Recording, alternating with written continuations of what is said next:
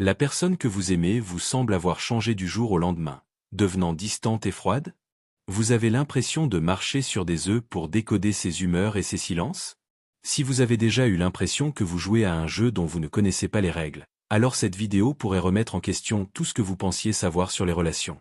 Il ne s'agit pas d'une critique des femmes ou d'une amertume quelconque, mais plutôt d'une analyse froide des dynamiques de pouvoir qui sont souvent trop chargées d'émotions pour être vues clairement. La nature féminine que l'on perçoit, celle dont on tombe amoureux, n'est pas réelle. C'est une performance ou un personnage conçu pour obtenir quelque chose de vous. Ce qu'elle cherche n'est pas votre cœur, mais votre volonté. Selon ce point de vue, tout ce que l'on nous a enseigné sur l'amour et les relations ne serait qu'un mensonge visant à vous maintenir dans un état de docilité émotionnelle. Mais si vous comprenez cette vérité, alors tout change. Vous voyez les femmes différemment, vous vous valorisez davantage et vous savez mieux naviguer dans la guerre psychologique des rencontres modernes. En se basant sur la citation « L'homme veut son bonheur. La femme veut le bonheur qu'il veut », cela suggère que les hommes et les femmes ont des approches de relations fondamentalement différentes, non pas en raison de l'intelligence ou de la moralité, mais en raison de stratégies de survie évolutive. Les hommes chercheraient à imposer leur volonté directement, tandis que les femmes chercheraient à influencer ceux qui l'imposent. En d'autres termes, si le pouvoir physique est souvent associé aux hommes, l'influence psychologique serait la spécialité des femmes. Cette influence est décrite comme subtile et souvent invisible. Plutôt que de donner des ordres, elle utiliserait le conditionnement en créant des climats émotionnels. Par exemple, une femme pourrait devenir distante si l'homme fait quelque chose qu'elle n'approuve pas, et chaleureuse s'il agit selon ses préférences. L'homme, croyant faire ses propres choix, se moulerait lentement à la forme désirée par sa partenaire. Ce concept est appelé le féminin éternel, non pas une déesse aimante, mais une maîtresse manipulatrice qui façonne la réalité par l'influence émotionnelle plutôt que par la confrontation directe. Elle n'a pas besoin de se disputer avec vous, elle a juste besoin de vous rendre mal à l'aise lorsque vous n'êtes pas d'accord. C'est pour cette raison que les hommes changent dans une relation, abandonnant des passe-temps ou voyant moins leurs amis, pensant qu'il s'agit d'un compromis pour l'amour alors qu'il s'agit d'une domestication par la dépendance émotionnelle. L'homme n'est pas une victime dans ce processus, mais un participant volontaire, car une partie de lui désire être guidé et recherche la sécurité émotionnelle qui vient du fait de se soumettre à quelqu'un qui semble avoir résolu les problèmes émotionnels de la vie. On vous a enseigné que l'amour, c'est se sacrifier pour sa partenaire, faire passer ses besoins avant les vôtres et mesurer votre valeur à la quantité de choses que vous êtes prêt à abandonner pour elle. C'est pourquoi, selon ce texte, vous abordez les relations non pas comme un partenaire à part entière, mais comme un suppliant cherchant la grâce d'une déesse.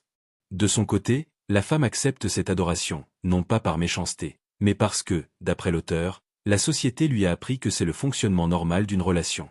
Elle a été conditionnée à considérer l'attention et les ressources masculines comme son dû. Il s'agirait d'un échange de pouvoir sophistiqué déguisé en affection. Elle vous donne l'illusion d'être choisi et désiré, et en retour, vous lui donnez votre autonomie et votre identité. Lorsque vous commencez à voir à travers cette illusion et à reconnaître les manipulations émotionnelles, de devenir soit amer, soit aveugle à la vérité. La solution proposée est une troisième voie, la maîtrise. Il s'agit de comprendre les règles du jeu pour pouvoir choisir d'y jouer, d'une certaine façon, ou de le quitter. La femme parfaite, celle qui a maîtrisé l'art du contrôle innocent. Cette femme n'est pas ouvertement agressive ou manipulatrice.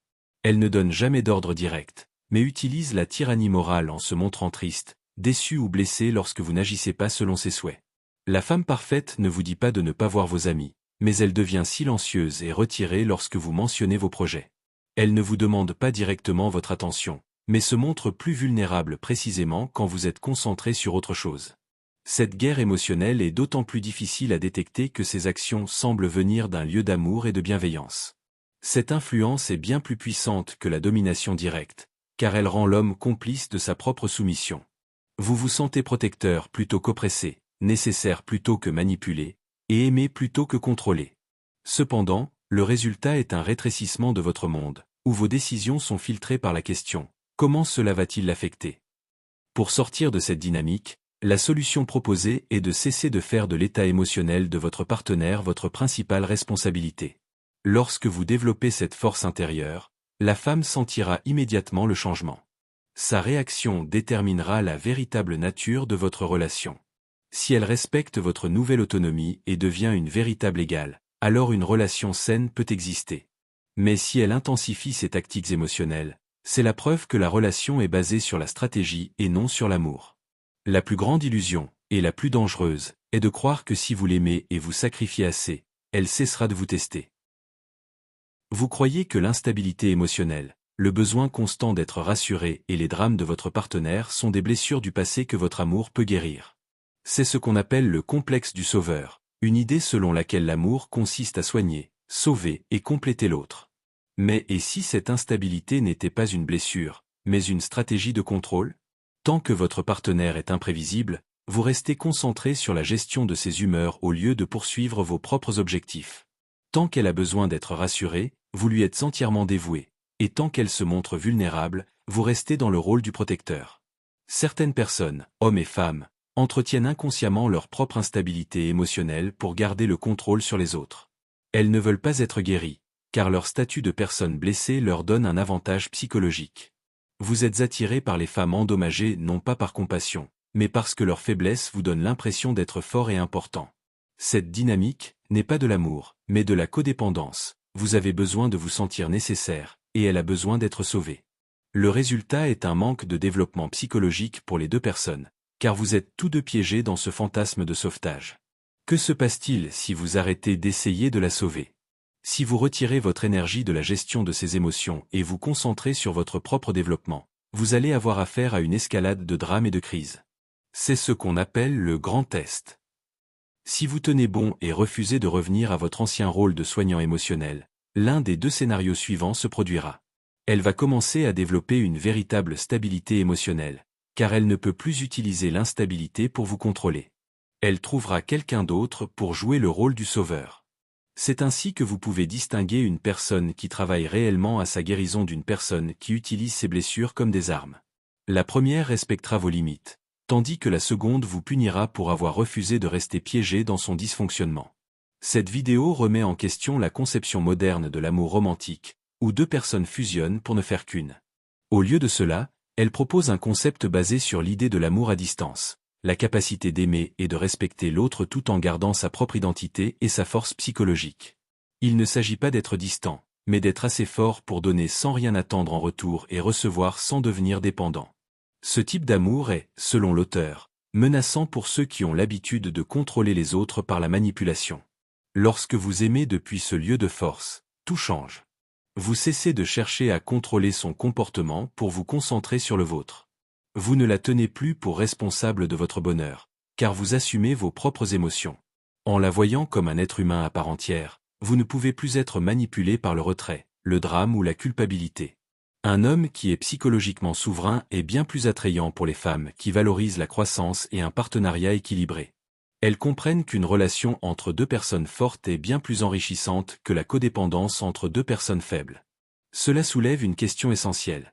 Quel type de femme avez-vous attiré? Et quel type d'homme êtes-vous devenu pour le monde? Si vous avez regardé la vidéo jusqu'ici, vous êtes déjà en quête de vérité. Vous avez osé remettre en question les idées traditionnelles sur l'amour et les relations. C'est la première étape vers la transvaluation, un processus qui consiste à bâtir de nouvelles valeurs basées sur la réalité, et non sur des illusions réconfortantes. Il s'agit de construire des relations fondées sur la force et le respect mutuel, et non sur la faiblesse et la manipulation. Cependant, la connaissance sans l'action est inutile. Pour transformer vos relations, vous devez changer votre manière d'être. Cela signifie cesser d'être simplement gentil et commencer à être réel. Arrêtez de chercher l'amour en vous sacrifiant et commencez à gagner le respect par votre force intérieure. Cessez de vous sentir responsable des émotions des autres et concentrez-vous sur votre propre développement.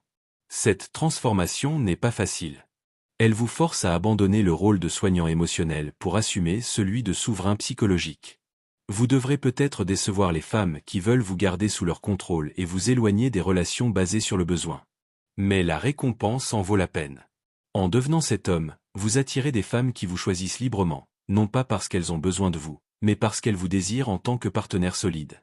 Vous pouvez aimer sans vous perdre et être intime sans être envahi. Plus important encore, vous devenez immunisé contre la manipulation émotionnelle. Non pas par haine, mais parce que vous refusez de jouer la victime dans le drame des autres.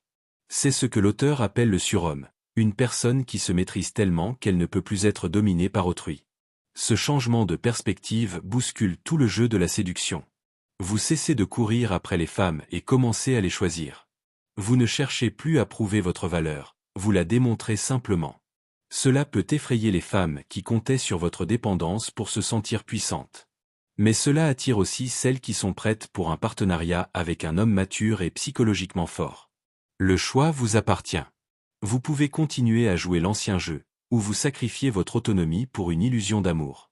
Ou vous pouvez choisir la voie de la souveraineté psychologique, où vous devenez si complet que vous n'avez plus besoin de validation externe.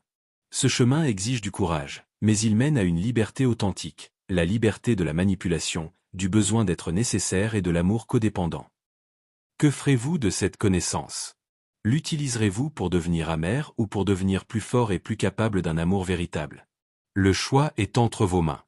Le contenu de cette vidéo explore en profondeur la nature complexe des relations modernes. Il met en lumière une réalité souvent ignorée. Ce que nous considérons comme de l'amour est parfois une danse subtile de pouvoir et de manipulation. On nous a appris à faire des sacrifices, à devenir des sauveurs pour nos partenaires, et à mesurer notre valeur à l'approbation que nous recevons.